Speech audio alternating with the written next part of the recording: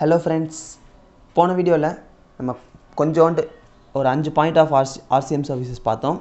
இந்த வீடியோவில் பேலன்ஸ் இருக்கிற RCM சர்வீசஸை ஃபுல்லாக கம்ப்ளீட் பண்ணலாம். Next copyright service. RCM சர்வீஸுங்கிறது டைரெக்டாக சப்ளையர் பே பண்ணாமல் யார் ரிசிபியன்ட், யார் பொருளை வாங்குறாங்க, யார் சர்வீஸை வாங்குறாங்களோ அவங்களே டைரெக்டாக ஜிஎஸ்டி கவர்மெண்ட்டை பே பண்ண போகிற சர்வீஸ்க்கு பேர் தான் RCM சர்வீஸ். அதில் இப்போ நம்ம பார்க்க போகிறது காப்பிரைட் சர்வீஸ்.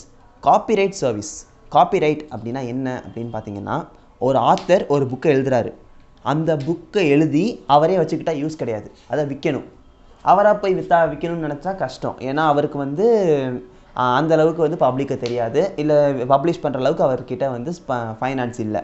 ஸோ என்ன பண்ணிடுவார்னா, அவர் புக்கை எழுதிட்டு அந்த புக்குக்கு காப்பிரைட் வாங்கிடுவார். இந்த புக்கு என்னோடது, இந்த புக்கை வேறு யாரும் அன்ஆத்தரைஸ்டு காப்பி எடுக்கக்கூடாது அப்படின்னு சொல்லி இது பண்ணிடுவார். எடுத்துட்டு காப்பிரைட் வாங்கிட்டு அந்த புக்கை இன்னொரு பப்ளிஷர்கிட்ட கொடுத்துட்றாரு. நீ இந்த புக்கை பப்ளிஷ் பண்ணிக்கோ, அதுக்கு பதிலாக எனக்கு இவ்வளோ அமௌண்ட் கொடுத்துரு அப்படின்னு சொல்லி பப்ளிஷர்கிட்ட இது பண்ணிடுவார். இந்த கேஸில் சர்வீஸ் ப்ரொவைடர் யாருன்னு பாருங்கள். சர்வீஸ் ப்ரொவைடர் யாருன்னு பார்த்தீங்கன்னா, நம்ம புக்கை யார் எழுதியிருக்காங்களோ, புக்காக இருக்கலாம், இல்லை மியூசிக்காக இருந்துச்சுன்னா மியூசிக் கம்பெனியாக இருக்கலாம், என்னவா வேணாலும் இருக்கலாம். ஸோ இந்த கேஸில் ப்ரொவைட் பண்ணுறவங்க புக்கோட ஆத்தர். ஆனால் இப்போ யார்கிட்ட கொடுக்குறாங்க, பப்ளிஷர்கிட்ட புக்கை கொடுக்குறாரு பப்ளிஷ் பண்ணிக்கோன்னு சொல்லி. ஸோ இந்த கேஸில் சர்வீஸ் ரிசிபியன்ட் பப்ளிஷர். ஸோ இந்த காப்பிரைட் சர்வீஸ் ஆர்சிஎம்மில் சொல்லப்படுற ஒரு சர்வீஸுங்கிறதுனால பப்ளிஷர், ரிசிபியண்டான பப்ளிஷர் தான் ஜிஎஸ்டியை டைரெக்டாக கவர்மெண்ட்டை பே பண்ணணும். Next GTA. ஜிடிஏன்னு சொன்னாலே எல்லாருக்கும் என்ன ஞாபகம் வரும்னு எனக்கு நல்லா தெரியும். ஆனால் இது அந்த ஜிடிஏ கிடையாது. ஜிடிஏ அப்படிங்கிறது goods transportation agency. Goods transportation ஏஜென்சினா ஒரு பொருளை ஒரு ஸ்டேட்லேருந்து இன்னொரு ஸ்டேட்டுக்கு கொண்டு போகிற ஒரு ஏஜென்சிக்கு பேர் தான் குட்ஸ் டிரான்ஸ்போர்ட்டேஷன் ஏஜென்சி. பேக்கிங் பண்ணுறது, அன்லோடிங், லோடிங்லேருந்து எல்லா இதையும் அவங்களே பார்த்துப்பாங்க, எல்லா ஒர்க்கையும் அவங்களே பார்த்துப்பாங்க.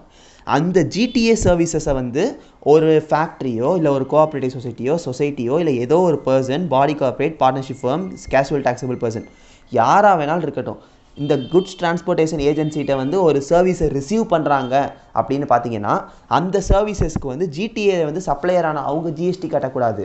இது ஆர்சிஎம்மில் சொல்லப்படுற சர்வீஸ்னால இந்த யார் ஜிடிஏட்டேருந்து ஒரு சர்வீஸை ரிசீவ் பண்ணுறாங்களோ அவங்க தான் ஜிஎஸ்டியை டைரெக்டாக கவர்மெண்ட்டை பே பண்ணணும். Next banking agent service. இது சேம். இன்சூரன்ஸ் ஏஜென்ட் என்ன பார்த்தோம், இன்சூரன்ஸ் ஏஜென்ட்டோட சர்வீசஸ்க்கு இன்சூரன்ஸ் கம்பெனி டேக்ஸ் கட்டணுங்கிற மாதிரி போன வீடியோவில் பார்த்தோம். இந்த கேஸில் பேங்கிங் ஏஜென்ட்னால பேங்கிங் ஏஜென்ட்டோட சர்வீஸ்க்கு பேங்க்கு தான் ஜிஎஸ்டி கட்டணும். அடுத்து கவர்மெண்ட் சர்வீஸ். ரொம்ப ரொம்ப இம்பார்ட்டண்ட்டான சர்வீஸ். எக்ஸாமில் அடிக்கடி கொஸ்டின் வரும், நல்லா நோட் பண்ணிக்கோங்க. Very very important. Government service. ஒரு கவர்மெண்ட்டேருந்து ஒரு பிஸ்னஸ் என்டிட்டி தான், இண்டிவிஜுவல் கிடையாது. ஒரு பிஸ்னஸ் என்டிட்டி ஒரு சர்வீஸ் ரிசீவ் பண்ணுறாங்க அப்படின்னு பார்த்தீங்கன்னா கவர்மெண்ட் ஜிஎஸ்டி கட்ட தேவையில்லை, பிஸ்னஸ் என்டிட்டி தான் ஜிஎஸ்டி கட்டணும். ஆனால் 4 டைப் ஆஃப் சர்வீஸ்க்கு மட்டும் ஆர்சிஎம் ப்ரொவிஷன் அப்ளை ஆகாது. பிகாஸ் அது எக்ஸப்ஷனில் சொல்லியிருக்காங்க. டைரெக்டாக நான் சொல்லப்படுற 4 சர்வீசஸ்க்கு மட்டும் கவர்மெண்ட்டே டேக்ஸ் கட்டிடணும். இதை தவிர மீதி எல்லா சர்வீசஸ்க்கும் யார் கவர்மெண்ட்டேருந்து சர்வீஸை ரிசீவ் பண்ணுறாங்களோ அந்த பர்சன் தான் ஜிஎஸ்டி பே பண்ணணும். என்னென்னு பார்ப்போம். First renting of immovable property. ஒரு இம்மூவபிள் ப்ராப்பர்ட்டியை ரெண்ட்டுக்கு விடுற சர்வீஸ்க்கு பிஸ்னஸ் என்டிட்டி ஜிஎஸ்டி பே கட்ட தேவையில்லை, கவர்மெண்ட்டே டைரெக்டாக கட்டிடும். Second one post. எல்லா போஸ்ட்டும் கிடையாது, 4 போஸ்ட்டு தான். Speed post, express parcel, life insurance, agency service. இந்த 4 சர்வீசஸ்க்கும் ஜிஎஸ்டி யார் ப்ரொவைடரான கவர்மெண்ட்டே பே பண்ணிடும். அடுத்து relation to an aircraft or vessel, inside or outside. So ஒரு ஏர்க்ராஃப்டில் ரிப்பேரோ ஆல்ட்ரேஷனோ மாடிஃபிகேஷன் எதுனாலும் பண்ணலாம். அந்த பண்ணுற சர்வீசஸ்க்கு ஏர்போர்ட்குள்ளே இருக்கலாம், வெளியும் இருக்கலாம். அந்த சர்வீசஸ்க்கு ஜிஎஸ்டி யார் பண்ணுறாங்களோ அந்த சப்ளையரே ஜிஎஸ்டி பே பண்ணிடணும். ஆர்சிஎம் ப்ரொவிஷன் அப்ளை ஆகாது. அடுத்து transport of goods and passengers. ஓலாலாம் நினைக்கக்கூடாது, ஆரம்பத்துலேயே சொல்லியாச்சு, கவர்மெண்ட் அப்படின்னு சொல்லியாச்சு. So government bus, government train எல்லாத்துக்குமே ஏன்னா அதெல்லாம் தான் டிரான்ஸ்போர்ட்டேஷன் ஆஃப் பேசஞ்சர்ஸ். அந்த சர்வீசஸ் எல்லாத்துக்குமே யார் சப்ளையர்ஸ் பார்த்தீங்கன்னா இங்கே கவர்மெண்ட். ஸோ கவர்மெண்ட்டே டைரெக்டாக பே பண்ணிடுவோம். பிகாஸ் இது ஆர்சிஎம் ப்ரொவிஷனோட ஒரு எக்ஸப்ஷனில் சொல்லப்படுது. ஆனால் ஒரே ஒரு எக்ஸப்ஷன், திரும்ப எக்ஸப்ஷனுக்குள்ளே ஒரு எக்ஸப்ஷன் சொல்கிறாங்க. ரெண்டிங் ஆஃப் இம்மூவபிள் ப்ராப்பர்ட்டிங்கிறதுல நான் என்ன சொன்னேன், ஆர்சிஎம் ப்ரொவிஷன் அப்ளை ஆகாது அப்படின்னு சொன்னேன். ஆனால் அதே இம்மூவபிள் ப்ராப்பர்ட்டியை ஒரு ரெஜிஸ்டர்டு பர்சனுக்கு ரெண்டிங் கவர்மெண்ட் பண்ணாங்கன்னா அந்த கேஸில் ஆர்சிஎம் ப்ரொவிஷன் அப்ளை ஆகும். இந்த ரெஜிஸ்டர்டு பர்சன் ஆட்டோமேட்டிக்காக டேக்ஸ் கட்டிடுவான். நல்லா ஞாபகம் வச்சுக்கோங்க. ரெண்டிங் ஆஃப் இமூவபிள் ப்ராப்பர்ட்டிக்கு கவர்மெண்ட் தான் டேக்ஸ் கட்டும். ஆனால் ரெண்டிங் ஆஃப் இமூவபிள் ப்ராப்பர்ட்டி வந்து ஒரு ரெஜிஸ்டர்டு பர்சனுக்கு பண்ணாங்கன்னா அந்த கேஸில் கவர்மெண்ட் டேக்ஸ் கட்டாது, அந்த ரெஜிஸ்டர்டு பர்சன் தான் டேக்ஸ் கட்டணும். அடுத்து பிஸ்னஸ் ஃபெசிலிட்டேட்டார். பிஸ்னஸ் ஃபெசிலிட்டேட்டரும் பேங்கிங் ஏஜென்ட் மாதிரியே தான்.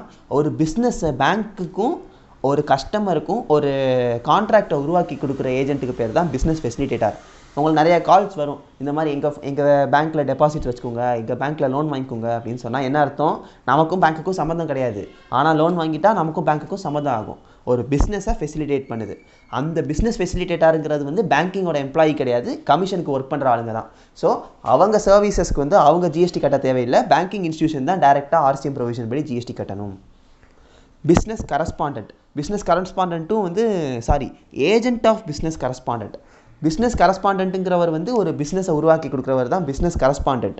ஆனால் அவரோட ஏஜென்ட்டு, ஸோ ஒரு பிஸ்னஸ் கரஸ்பாண்டன்ட்டோட ஏஜென்ட் வந்து பிஸ்னஸ் கரஸ்பாண்டன்ட்டுக்கு பண்ண சர்வீஸ்க்கு வந்து ஏஜென்ட் டேக்ஸ் கட்ட தேவையில்லைங்க. சப்ளையர் வந்து ஏஜென்ட்டு, அவர் டேக்ஸ் கட்ட தேவையில்லை. ஆர்சிஎம் ப்ரொவிஷன் படி பிஸ்னஸ் கரஸ்பாண்டன்ட் தான் ஜிஎஸ்டி பே பண்ணணும். Last service direct selling agent. ஒரு டைரக்ட் செல்லிங் ஏஜென்ட்டுங்கிறது பேங்கிங்கில் இருப்பாங்க. பேங்க்கில் கோல்டு கமாடிட்டிஸ் நிறையா இருக்கும். அந்த கமாடிட்டிஸை வந்து விற்கிறது தான் வந்து டைரக்ட் செல்லிங் ஏஜென்ட். அந்த டைரக்ட் செல்லிங் ஏஜென்ட் பேங்க்கோட எம்ப்ளாயி கிடையாது. அவர் வந்து ஒரு இண்டிவிஜுவல் பார்ட்டி. அவர் பண்ணுற சர்வீசஸ்க்கு சப்ளையரான அவர் டேக்ஸ் கட்ட தேவையில்லை. அது யார்கிட்ட பண்ணுறாரு? பேங்கிங் கம்பெனிக்காண்டி தான் அந்த சர்வீஸ் பண்ணுறாரு. ஸோ இந்த பேங்கிங் கம்பெனி தான் வந்து அவர் சார்பாக ஆர்சிஎம் ப்ரொவிஷனில் ஜிஎஸ்டி பே பண்ணணும். இதுதான் different types of RCM provisions. இன்னும் ரெண்டு அடிஷ்னல் சர்வீஸ் இருக்குது, அதையும் பார்த்துருவோம். Import of service for consideration. ஒரு பர்சன் வந்து டாக்ஸபிள் டெரிட்டரியில் இருக்கார், வெளிநாட்டிலேருந்து ஒரு சர்வீஸை இம்போர்ட் பண்ணுறாரு. இந்த கேஸில் வெளிநாடுங்கிறதுனால அது வந்து டாக்ஸபிள் டெரிட்டரி கிடையாது. ஸோ டாக்ஸபிள் டெரிட்டரியில் இருக்கிறது யார்? நம்ம ரெசிபியன்ட். ஸோ ஆட்டோமேட்டிக்காக அவர் தான் டேக்ஸ் கட்டி ஆகணும்.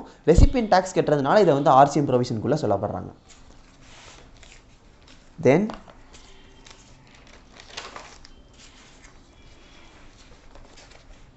இன்னும் கொஞ்சம் வீடியோஸ் இருக்குது, இன்னும் கொஞ்சம் நிறைய பாயிண்ட்ஸ் இருக்குது. இந்த பாயிண்ட்ஸ்லாம் வந்து ஐஜிஎஸ்டி ஆக்டில் சொல்லப்படுற ஆர்சிஎம் ப்ரொவிஷன்ஸ். இந்த ஐஜிஎஸ்டி ஆக்டில், ஐஜிஎஸ்டி மீன்ஸ் என்ன பார்த்தோம்? Inter state service of goods and services. ஒரு within states, more then one state, அந்த சர்வீசஸ்க்கான சர்வீசஸ் இன்னும் கொஞ்சம் ஆர்சிஎம் இருக்குது. இதை ஃபுல்லாக நம்ம நெக்ஸ்ட் வீடியோவில் பார்க்கலாம். ஏதாச்சும் டவுட்ஸ் இருக்குன்னா கமெண்ட் செக்ஷனில் கேளுங்க. மறக்காமல் சேனலை சப்ஸ்கிரைப் பண்ணிடுங்க. Thank you friends.